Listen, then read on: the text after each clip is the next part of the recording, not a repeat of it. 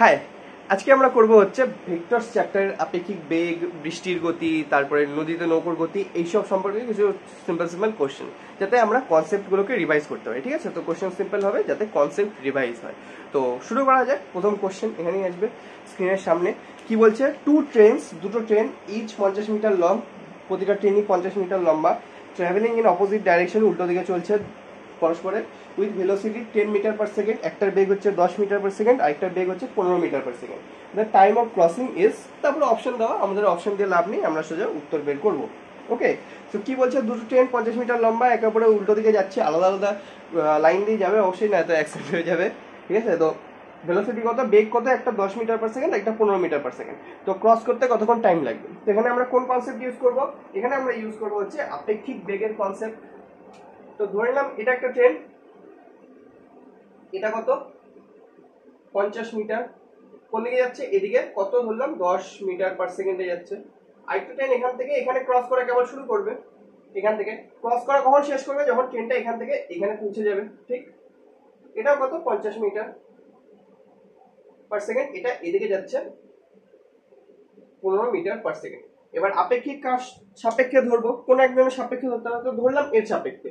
এর সাপেক্ষে যদি ধরি আমি, তাহলে এর যে গতিবেগ এদিকে ছিল 10 মিটার পার সেকেন্ড, এটাকে উল্টে দিতে হবে। এটাকে যদি আমি উল্টায় দিই তাহলে কোন দিকে হবে? 15 মিটার পার সেকেন্ডের সঙ্গে যোগ হয়ে যাবে। ঠিক, 10 মিটার পার সেকেন্ড, তাহলে এর টোটাল গতিবেগ এর সাপেক্ষে কত হয়ে যাবে? 15 plus 10 equal to 25। 15 plus 10 equal to 25 metre per second. এবার জিনিসটা কেমন হলো? ধরলাম এই পাশ থেকে এ নামে একটা ব্যক্তি আগাচ্ছে, অন্য একটা উদাহরণ দিচ্ছি, 2 মিটার পার সেকেন্ডে। এই থেকে বি নামে একটা ব্যক্তি আগাচ্ছে 2 মিটার পার সেকেন্ডে। তাহলে প্রতি সেকেন্ডে এদের মাঝে দূরত্ব কতটা করে কমছে? 4 ঘর করে, 4 মিটার করে, রাইট? এ ওই দিক থেকে 2 ঘর আগালো, এ ওই দিক থেকে 2 ঘর আগালো। এবার একে যদি স্থির করে দেওয়া হয় তাহলে তো এর সাপেক্ষে এ নিজে স্থির হয়ে গেল, কিন্তু এ তো 2 মিটারই আগাচ্ছে। তাহলে সেই সময় ওদের মাঝখানে যে ডিস্টেন্সটা কমবে সেটা কত করে কমবে? শুধুমাত্র এর 2টা কমবে, এটা তো হবে না। কিন্তু আসলে কি এরকম হয়? আসলে তো এরকম হয় না, এটা তো আপেক্ষিক, এটা তো জাস্ট রিলেটিভ। এ নিজের সাপেক্ষে ধরে নিলাম স্থির, তাহলে এই পাশ থেকে যে 2টা কমছিল সেটা কোথায় যাবে? সেটাকে এর সাথে যোগ করে দিতে হয়। সেই জন্য একে এ আগাচ্ছিল 10 মিটারে, মানে 10 ঘর করে আগাচ্ছিল। ধরে নিলাম জাস্ট একটা উদাহরণ, 10 মিটারকে 10 ঘর ধরে নিলাম, 10 ঘর করে আগাচ্ছিল। একে যদি নিজের সাপেক্ষে স্থির ধরা হয় তাহলে এই 10 ঘরটা তো আসতে হবে না, কোনো না কোনো জায়গা থেকে তাকে কমতে হবে। 10 ঘর যে কমছিল, জায়গাটা আগাচ্ছিল, সেই আগানোটা তো আগাতে হবে কোনো না কোনো ভাবে। সেই জন্য এটা কি করা হয়? উল্টো দিকের ডাইরেকশনের সাথে যোগ করে দেওয়া হয়। ঠিক আছে, তো আমাদের ভেলোসিটিটা চলে আসলো টোটাল একজনের সাপেক্ষে আরেকজনের। এবার ভেলোসিটি আসার পরে আমাদের দরকার হয় কতটা ডিসপ্লেসমেন্ট হলো, ঠিক কতটা ডিস্টেন্স ট্রাভেল করলো, বা যেহেতু স্ট্রেট লাইন তো ডিস্টেন্স ডিসপ্লেসমেন্ট একই ব্যাপার হবে। কতটা গেল টোটাল? এটা 50 মিটার, এটা 50 মিটার, রাইট?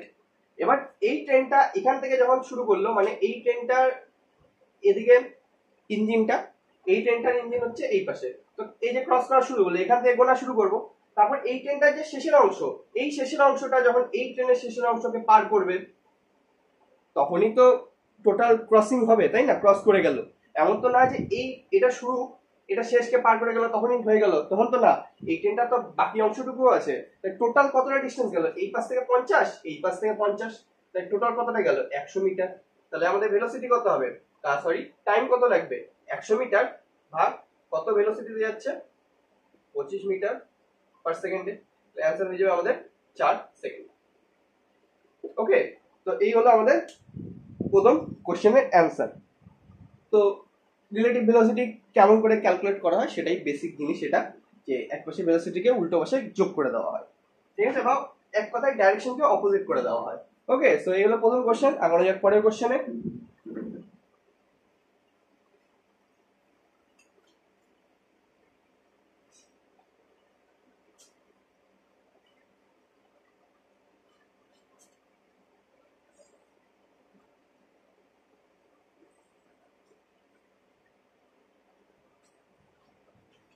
নেক্সট কোশ্চেন স্ক্রিনের সামনে কি বলছে? A bird flyings towards south with a velocity 40 kilometre per hour and a train is moving with a velocity 40 kilometre per hour towards east.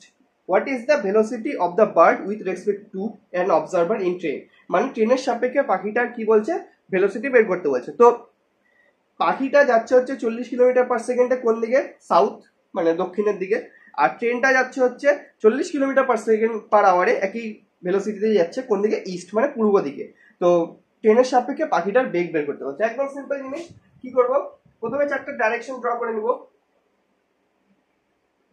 এটা ধরে নিলাম নর্থ, তো এটা হয়ে যাবে ইস্ট, এটা ওয়েস্ট, এটা সাউথ। তো কি বলছে, প্রথমে পাখিটা যাচ্ছে হচ্ছে সাউথে, রাইট?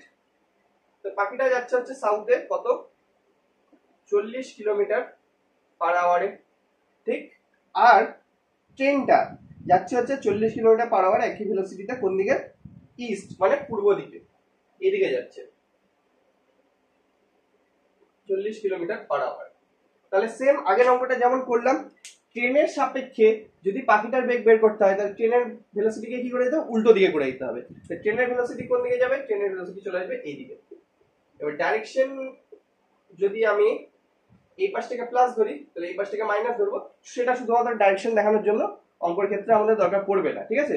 তো ট্রেন যাচ্ছিল এদিকে, সেজন্য আমি ট্রেনের ভেলোসিটি কি করে দিলাম, উল্টো দিকে করে দিলাম। তাহলে ট্রেনের সাপেক্ষে পাখিটা কোন দিকে যাবে, এই দুটো যে ভেক্টর আসলো ট্রেনের আর পাখিটা, তাদের রেজাল্টেন্ট মানে এইটা, এটার ভ্যালু কত বেরাবে, রুট ওভার, এটা যেহেতু 90 ডিগ্রি তাহলে কত আসবে, রুট ওভার 40 স্কয়ার, আর এটা যদি মাইনাস ডাইরেকশন হয় তাহলে প্লাস অফ মাইনাস 40 স্কয়ার।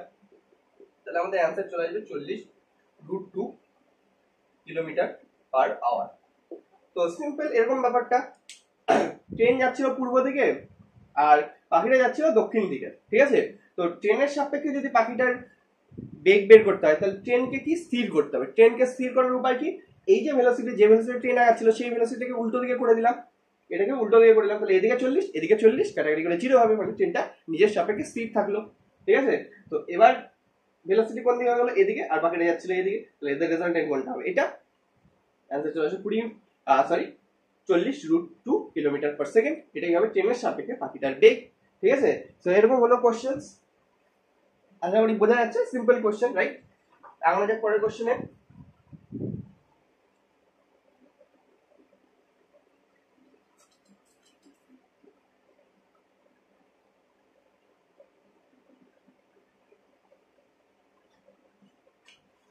তারপরে কোশ্চেন স্ক্রিনের সামনে কি বলছে, a man is walking on a road with a velocity 3 kilometre per hour, suddenly rain starts falling, the velocity of rain is 10 kilometer per hour in vertical downward direction, the relative velocity of the rain with respect to man is।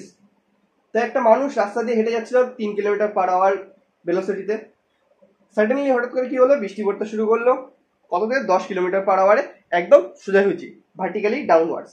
তাহলে ব্যক্তিটার মানে মানুষটার সাপেক্ষে বৃষ্টির বেগ কত হবে। তো এবার মানুষটা 3 কিলোমিটার পার আওয়ারে চলছিল, সেই জন্য বৃষ্টিটা মনে হচ্ছিল যে সোজাসুজি পড়ছে। তাহলে মানুষটার সাপেক্ষে বের করতে হলে মানুষকে স্থির করতে হবে, ঠিক আছে?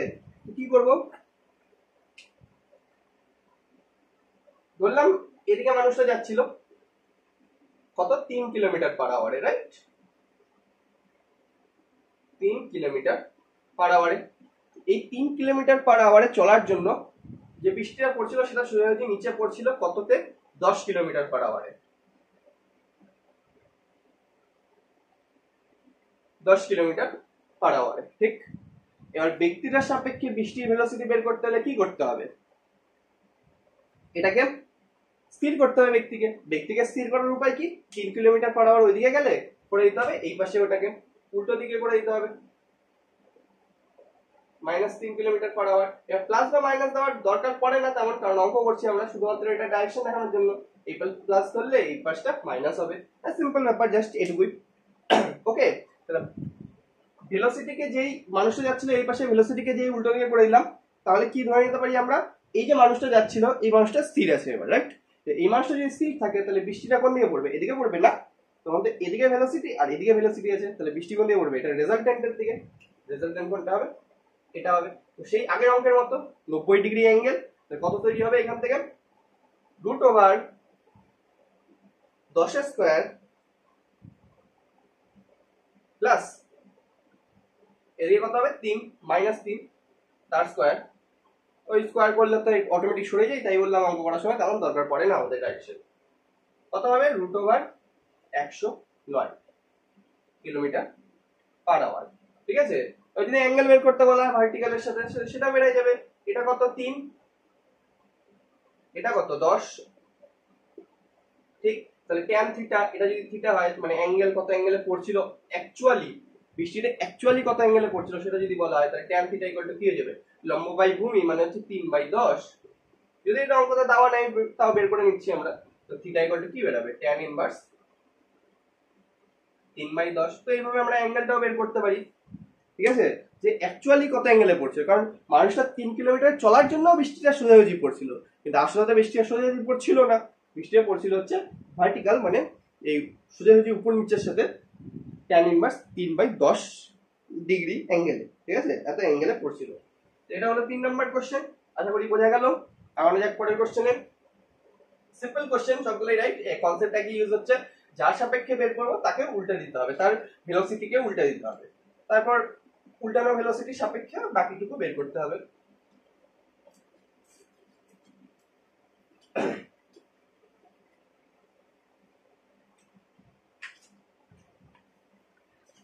তারপরে কোশ্চেন, আজকে লাস্ট কোশ্চেন, আজকে একটু অল্পই করবো কারণ, আচ্ছা পরের কোশ্চেনে আগানো যাক। 4 নম্বর কোশ্চেন এখানেই। A boat is sent across a river with a velocity of 8 km per hour. If the resultant velocity of boat is 10 km per hour, then velocity of the river is, তো একটা নৌকোকে নদীর এই পাশ থেকে ওই পারে পাঠানো হলো 8 কিলোমিটার পার আওয়ার ভেলোসিটিতে। যদি resultant velocity 10 kilometre per hour হয়, কেন, কারণ নৌকোটাকে পাঠানো হলো 8 কিলোমিটার পার আওয়ারে, আর নদীটারও তো একটা ভেলোসিটি থাকবে, এমন তো না যে নদীটা স্থির হয়ে গেছে, নদীটারও ভেলোসিটি থাকবে। আর যেটা আমাদেরকে বের করতে বলছে, তো নদীর ভেলোসিটি আর নৌকোর ভেলোসিটি এদের রেজাল্টেন্ট তৈরি হলো কত, 10 কিলোমিটার পার আওয়ার। মানে আমরা এতক্ষণ রেজাল্টেন্ট বের করছিলাম, এবার আমাদের রেজাল্টেন্ট দেওয়া বের করতে হবে নদীটার ভেলোসিটি। ওকে, কেমন জিনিসটা, সিম্পল জিনিস এটাও। ধরলাম এটা একটা নদী, ঠিক আছে, এবার নৌকোটাকে পাঠানো হলো এইভাবে কত,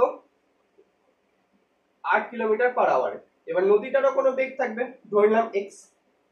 এবার এদের দুজনের রেজাল্টেন্ট কত হচ্ছিল, 10 কিলোমিটার পার আওয়ার, যেটা দেওয়া আছে। ঠিক আছে, 10 কিলোমিটার পার আওয়ার যেটা দেওয়া আছে, তো আমাদেরকে বের করতে বলছে x।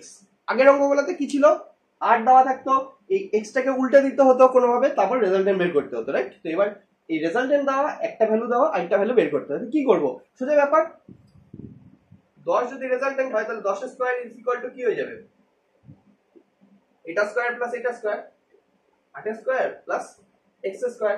এটা কেমন করে আসলো, এই স্কয়ারকে যদি সরাই দিই তাহলে কি চলে আসে, এটা না, রেজাল্টেন্ট ইজ ইকুয়াল টু একটা ভেক্টর 2 নাম্বার ভেক্টর, যেহেতু এদের মাঝে অ্যাঙ্গেল 90 ডিগ্রি, এখান থেকে কত চলে আসলো, এদিকে চলে আসলো x square is equal to 100 minus 64, 8 8 64 হয় তো 36, এখান থেকে x ইকুয়াল টু কত হয়ে যাবে, 6 কিলোমিটার পার আওয়ার। ঠিক আছে, তো আমাদের অ্যানসার কি হবে, আমাদের অ্যানসার হবে 6 কিলোমিটার পার আওয়ার। ঠিক আছে, তো নদীটার বেগ কত ছিল, অ্যাকচুয়ালি নদীটার বেগ ছিল 6 কিলোমিটার পার আওয়ার। আর নদীর বেগ 6 কিলোমিটার পার আওয়ার হলে, আর নৌকোর বেগ যদি 8 কিলোমিটার পার আওয়ার হয়, তাহলে তাদের রেজাল্ট হয়ে যাবে 10 কিলোমিটার পার আওয়ার। ঠিক আছে, তো এই হলো একটা কোশ্চেন, আশা করি বোঝা গেল, সিম্পল নদীতে নৌকোর গতির কোশ্চেন। তো সিম্পল কোশ্চেনে আজকে আমরা দেখলাম। ঠিক আছে, আজকে অল্পই কোশ্চেন দেখলাম, সিম্পল দেখলাম, একটু হেলথ প্রবলেমস তার কারণে। সো আজকের জন্য এটুকুই থাক, আশা করি বোঝা গেল। বোঝা গেলে লাইক শেয়ার সাবস্ক্রাইব। সো দেখা হচ্ছে নেক্সট সেশনে। ওকে, টাটা।